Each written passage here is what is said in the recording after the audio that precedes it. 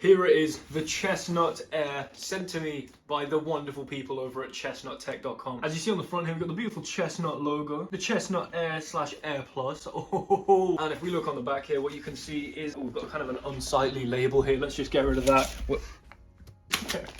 All right, so what we're gonna do is take this Chestnut electronic set. We're gonna take this letter opener right here, just stab that in. Oh yes. Oh, come get a little angle of this. Oh. Alright, so what we're going to do is we're going to slide this out. It seems to be upside down. So what I'm going to do is take it out of the, oh look at that. Oh look at that. Let's discard the box. Sleek, fresh, shiny Chestnut Air electronic chess set. See along the sides here, we've got the Chestnut logo, rotate. Chestnut logo, rotate. Guess what it is? Guess what it is? Chestnut logo, and finally... It's not the Chestnut logo anymore. Alright, so if you bring it in slightly and have a look here, as we prise off the lid. Oof. We got the okay. We got the Chestnut board electronic chess set quick guide, which, okay, I guess we'll read through that in a second. Let's get to the exciting stuff. Alright, let's just place this nicely in the background. Product placement right there. We've got 2 queens here for an extra queen for pawn promotion. That is kind of interesting. Pretty world-class stuff from the people over at Chestnut Tech. Activated carbon, do not eat. It says carbs. I swear you can eat carbs. Don't do that, children. Any children watching, don't. If it says don't eat, don't eat. That was a joke. I'm so gonna get demonetized for that. In here, I believe what we have is a charging lead for the board, because yes, this is an electronic chess set. It's got some decent length on it, eh? I mean, not too bad. Okay, we'll put that to the side for now, and of course, we take the pieces out as we uncover what's underneath. Are you ready? Oh. Okay, let's take it out of here. I like the little corner bits of styrofoam here. That's kind of nice. And then take the board out. Oh yes, it's got these little felt things on the bottom, presumably to not scratch the surface, to elevate it slightly. Beautiful stuff. Nice little touch there. Okay. So we've got the panel on the side. We've got power, Bluetooth, status, bunch of buttons, but obviously the most exciting part. It's a pretty nice board, eh? I think they said it was 13 inches by 13 inches. Yeah, it looks about 13 inches. Okay, so what we're gonna do is we're gonna plug the board into the wall. We've got a USB into, I believe, is that a USB-C? Okay, so I believe what we're gonna do is turn the board around. We're pulling black apparently, just so we can plug it in here. Oh! Okay, well that information is digested. So now we're gonna set up the pieces. I'm playing from the black side. You see the little coordinates here. And of course we have the extra queen for white. Okay, so what I've done is I've downloaded the Chestnut Play app from the App Store onto my phone. We're gonna open that right up, and as you see here, play game, online, and study. We also have a little Bluetooth button in the top here. Bluetooth? Bluetooth, I hear you say. What we're gonna do here, hit this little plus button, and nothing happens. We're gonna hit this little power on button. Oh! After hitting the power on button, the Bluetooth is now on. It is ready to connect. And if I click reconnect here and try with my phone, please. There we go. A little beep from the board and a confirmation from my phone. Let us know, ignore my horrible screen protector, please, that we are now connected to my phone. What does that mean? Well, if we go back here and we click play game, and I go against a friend, and then I go standard real time, 10 minutes and start game. Well, there's a clock here, counting down from 10 minutes. I can leave that there for your viewer enjoyment. So let's say someone's sitting opposite me, say Toby, although he's behind the camera right now, and he decides to play e4 as any self-respecting gentleman should.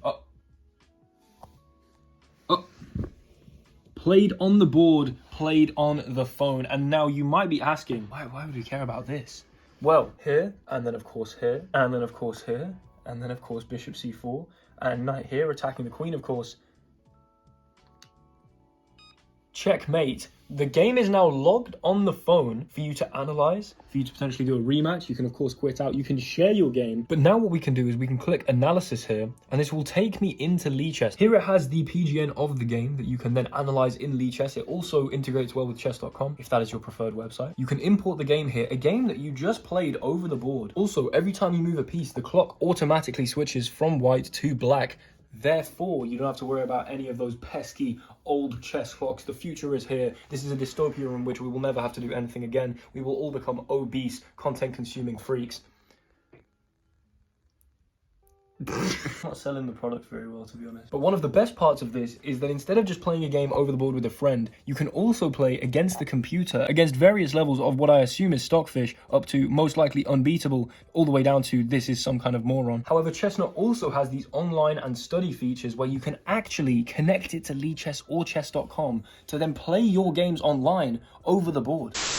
Okay, so here I am in my university accommodation. I've got my electronic Chestnut chess board set up on my desk. And what I'm going to do is I'm going to select the most powerful AI that it has to offer. And I'm going to see if I can beat this chessboard at chess. Now, I'm going to time-lapse this and then we'll do a game review afterwards. But let's see what this really has to offer. Okay, so I've just started the game here. As you can see, we've got like 3 hours each just because I wanted to make sure I don't flag. I'm just going to put my phone over here. We don't need to use this. We are now just focused on the board. I'm going to play e4.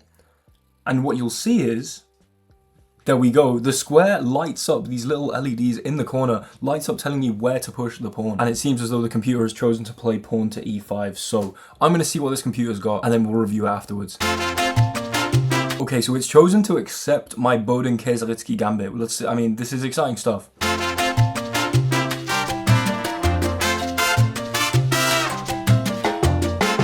I've just seen a massive problem with my position. I think I'm going to lose. We're going to play rook here. They're going to play knight e2 check. And that is going to be very much... Unfortunately... Wait, it's not even playing the mate in 1? It's taunting me. There's mate in 1, just take the rook. But it's played knight check here. Oh my word, it's played m2 instead of m1. I mean, I guess king g1. We could have taken with the queen, but... You're not serious. You're not serious. How? Why?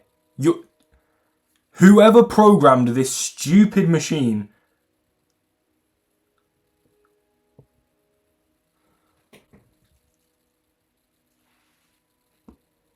I just got disrespected by my own chessboard. I can't believe this. I guess let's analyze that game. What the hell? Okay, so I've just loaded up the game into the chess.com analysis. I cannot believe what just happened. Obviously, I didn't play that particularly well. Let's be real. But you know, I wanted to play the same way I would play against a person against this this chessboard. But it has just disrespected me in the most disgraceful way possible. Let's look through that game. So obviously, I'll slow down the playing footage. You'll have picked up on bits of it, but that will have been quite a short segment. However, you could probably see enough to know that I opened with e4.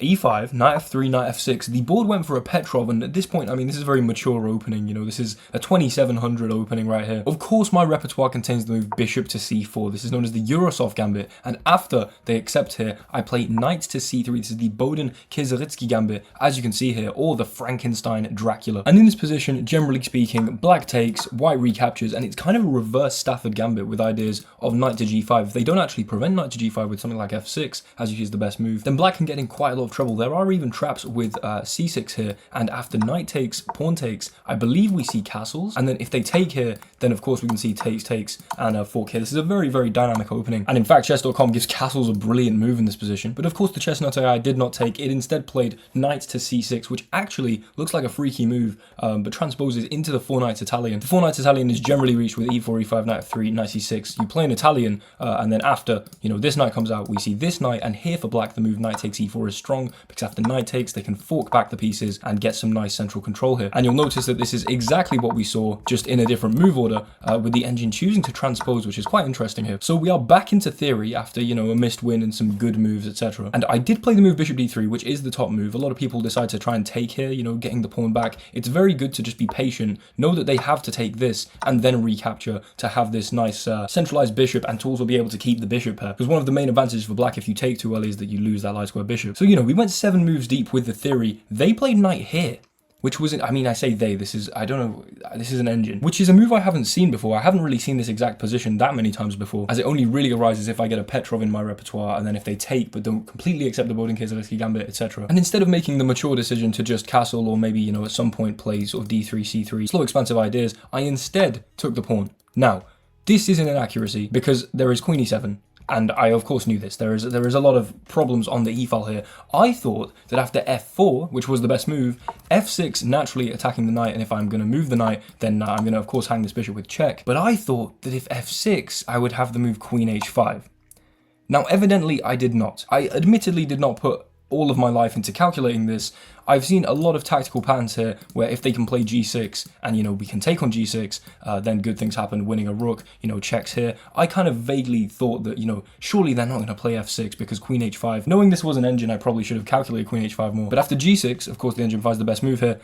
We played bishop takes here. I say we, this was all me. I'm going to take complete personal responsibility for this absolutely disgraceful game. And the problem is that in all the lines I calculated, so for instance, bishop takes here and we take the rook, our pawn's hanging in the end and there's a fork here. Now, I'd completely missed that, I'll be 100% honest. I was so focused on the pressure down the e-file and on all the stuff going on over here that I'd completely missed that in the end, this is just going to hang. And so the fact that we sacrificed to win a rook and to maybe dislodge the king at some point doesn't really matter when our sacrifice is met with also losing a rook. But foolishly, I took anyway. They took, and then I realized, okay, if I take the rook here, I'm getting forked. This is kind of sad. So I instead took the pawn. Of course, the only reasonable response is king d8. If you play queen f7, then you are going to probably get checkmated very soon. So they play king d8, of course, and I still cannot move this knight. It is pinned. There is still this problem, so I think, oh, what have I done? How have I already messed this up? And just castle, which actually turns out to be one of the best moves. I thought that after they take the knight, which they did, I can recapture, and that actually maybe we get some activity here with the rook, bishop here. I rushed this move, queen here. I wasn't really feeling like holding on to this game. I thought, oh yeah, okay, queen check, I can come back. It's gonna be okay, it's gonna be all right. And if knight check, then king here, and they can't actually access the back rank, so I'm fine. That 5-second justification for taking the bishop here really missed the very blatant idea of queen e1, rook f1, and then the check. And of course, after king h1, they can just play checkmate here, and that was the game. Except it wasn't the game. Because instead of just taking the rook and playing checkmate, the board played knight g3. Now the point is that I can't take this knight because of the pin here. If I take it with my queen, then they can simply just take here and it's checkmate anyway. And if I move back, then they can just take here and it's checkmate because the knight's held. Like, this is a beautiful pattern. Completely unnecessary, but nonetheless beautiful. And I mean, I guess this AI has the kind of human romantic appreciation for art that maybe some engines seem to be lacking. But after the check and I played king g1, it didn't go like this. It did not take here. It went check again. This is just bad manners from an engine that I assumed was designed to beat me as efficiently as possible. Clearly not. King h1, check, I go back, then they take. Now, they couldn't have repeated this again because that would have then been a draw by repetition. We would have been in this exact position 3 times. So obviously I blundered a kind of stupid tactic. I more just wanted to test out, is it a very clean interface to play with? Is it actually something where you can sit down, look at the board, play a game of chess as if you were playing against an opponent, against an engine to kind of train yourself? Because, you know, if you're someone like me, you're not exactly the biggest social butterfly, let's say. You're in your room at night, you've just got back from the gym and then cooking your 11 p.m. meal because you're trying to finally bulk and not be skinny anymore. And you're sitting in your room and you kind of just want to chill out, maybe play some chess. Yeah, of course you can play online, but there's something fun about playing over the board. You know, I was trying to see what that experience is like, genuinely. Apart from the fact that it completely disrespected me, I thought it was pretty clean, I thought it was pretty well integrated, but I am baffled. This must be coded. I don't understand enough about chess engines to understand how this is possible. There must be some if statement. It's like, if you can disrespect your opponent, do it. Anyway, we end the game brutally checkmated on g1. Not exactly my finest showing. Of course, this is a sponsored video, that is no secret. I've been sent this board by the people at chessnuttech.com, which is, but by the way, guys, thank you all so much for supporting me, watching my channel, to the point where I get sent free chessboards to promote. Like, come on, that is sick. That is really, really cool. But if you've enjoyed this video and you've liked what you've seen and you have the disposable income and debilitating passion for chess, then check out the link in the description and get one for yourself. Thanks so much for watching. I'll be back with more normal videos soon. And as always, I'm really grateful to you guys for your consistent support. Thank you so much for watching. I'll see you in the next one. Like, comment, and subscribe, and have a lovely rest of your day.